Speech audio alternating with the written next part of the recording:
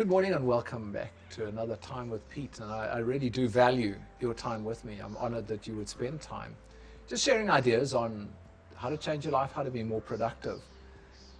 Carrying on from a talk that I did previously on how to be more productive, I wanted to talk the power of 24 hours, how to plan, how to make 24 hours really work. And I wonder if you have people in your life where you look at them and you think, where do they get their time from? How is it that they can do what they do when I can't achieve half of what they do? And the answer is, when you can understand what 24 hours is, they aren't people who suddenly have 48 hours in their day. They're the same people who have 24 hours in their day. The difference is they have a plan,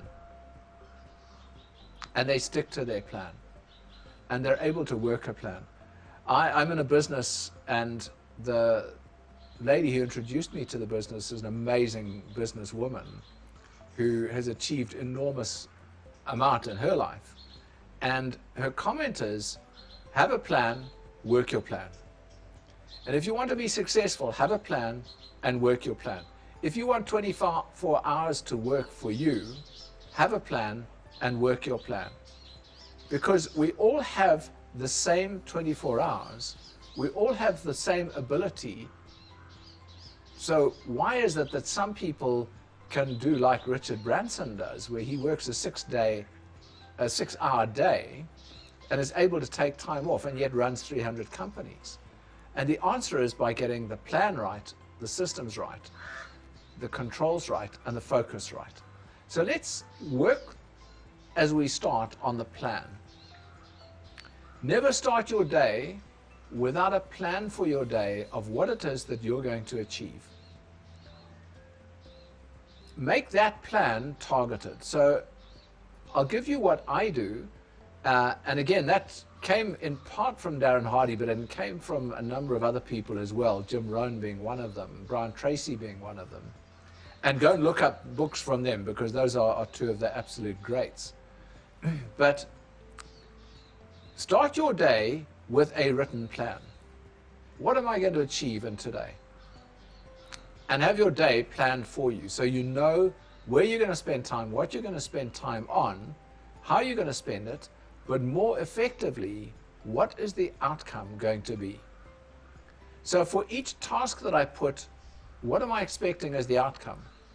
Because if I simply complete a task, don't do it effectively, I can tick it off at the end of the day, but I don't know that I've done it effectively. I don't know what I've achieved with it. I don't know whether it was good or bad or was going to contribute. I simply have completed a series of actions with no idea of where it's taken me. So you need to have targets for each of the tasks.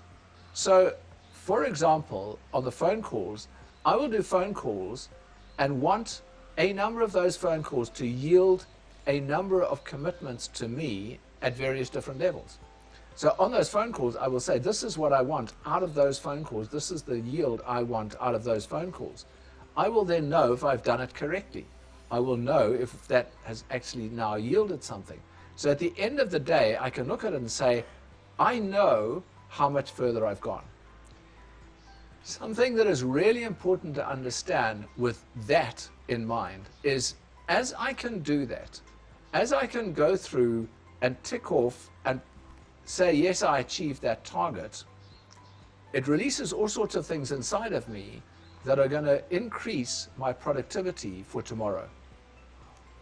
So that plan becomes something that starts to build a great many things as you go into the future, and it will build a higher level of achievement as you go into the future.